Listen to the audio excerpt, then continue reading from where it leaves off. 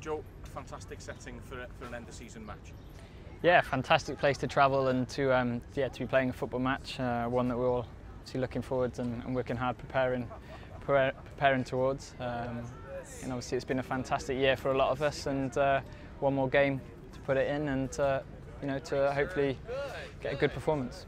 A fantastic year for you with the club. Looking forward, hopefully, to a fantastic year with Wales as the World Cup qualifiers start as well. Yeah, exactly. There's a great feeling in the squad at the moment that we're capable of really achieving something. So these are the kind of games now that we've got to put the work and the effort in to make sure that we're ready when those qualifiers start. And that's the ethos with the new managing setup as well, is to really test you with games against some of the best teams in the world. Yeah, of course. These are the kind of friendly matches you want to play. Mexico are a formidable side in world football, and it's going to be tough. Obviously, playing in New York in front of, I'm sure there'll be a lot of Mexican fans. Will be a good test for us, and one we'll have to cope with and look forward to.